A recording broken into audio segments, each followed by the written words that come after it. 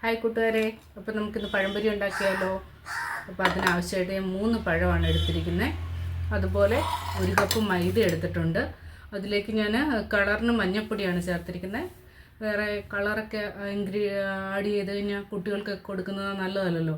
പിന്നെ അതിലേക്ക് ഒരു പിഞ്ച് ഉപ്പ്, മൈദ 1 കപ്പ്, ഇത്രയും മാത്രമേ ചേർത്തിട്ടുള്ളൂ. അപ്പോൾ നമുക്കിതൊന്ന് ബാറ്റർ ഒന്ന് തയ്യാറാക്കി എടുക്കാവേ.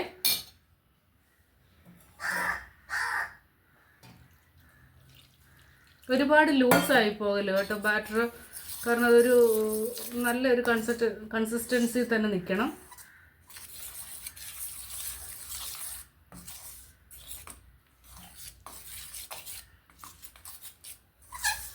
കുറച്ചും കൂടെ വെള്ളം ആഡ് ചെയ്യാം. അതായത് കുറച്ച് വെള്ളം ഒഴിച്ച് നമ്മൾ അത് ബാറ്ററാക്കി കൊണ്ടുവരാം. കൂടുതൽ വെള്ളം ഒഴിച്ച് കഴിഞ്ഞാൽ വെള്ളം കൂടിപ്പോയി കഴിഞ്ഞാൽ പിന്നെ നമുക്ക് ഒന്നും ചെയ്യാൻ പറ്റുമല്ലോ, അതുകൊണ്ടാണ് കേട്ടോ. പിന്നെ അതുപോലെ തന്നെ നമുക്കിതിനകത്തോട്ട് എള്ള് വേണമെങ്കിൽ ചേർക്കാം, അതുപോലെ ജീരകം വേണമെങ്കിൽ ചേർക്കാം. അപ്പോൾ നമുക്കത് നന്നായിട്ട് ഫ്രൈ ചെയ്ത് കിട്ടുമ്പോൾ നല്ല ടേസ്റ്റ് ഉണ്ടാവും.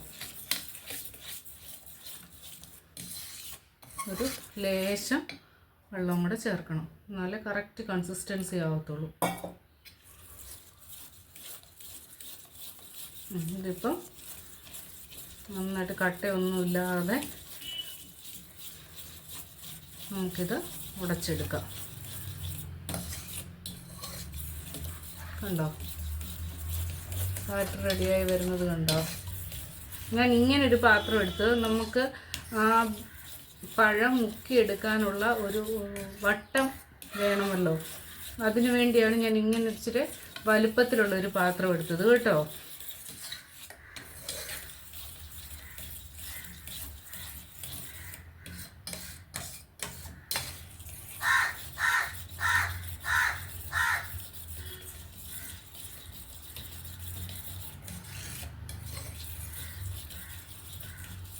അപ്പോൾ ഇതാണ്ട് നന്നായിട്ട് ബാറ്റർ റെഡി ആയിട്ടുണ്ട്.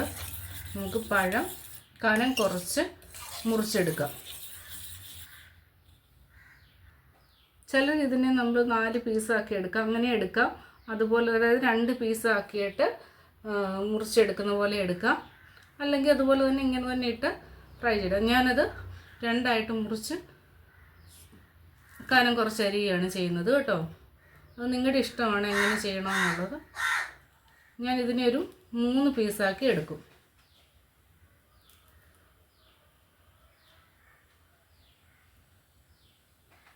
കണ്ടോ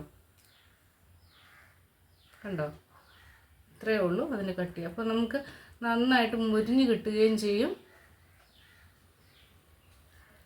അതുപോലെ ഒരുപാട് എണ്ണയുടെ ആവശ്യവും വരികയില്ല.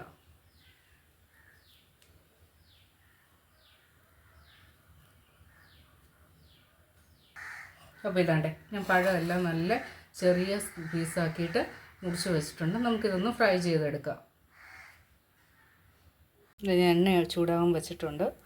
അപ്പോൾ അത് നന്നായിട്ട് ചൂടായി വരുന്നുണ്ട്. എപ്പോഴും നമ്മൾ നന്ന ചൂടിലിട്ടിട്ടേ നമ്മൾ എന്ത് സാധനവും ഫ്രൈ ചെയ്യാൻ ഇടുമ്പോൾ നല്ല ചൂടുണ്ടായിരിക്കണം. അത് കഴിഞ്ഞ് മാത്രമേ ലോ ഫ്ലെയിമിലോട്ട് മാറ്റാവുള്ളൂ. അപ്പോൾ നമുക്കിത് ചൂടായിട്ടുണ്ട്, ഇട്ട് കൊടുക്കാം.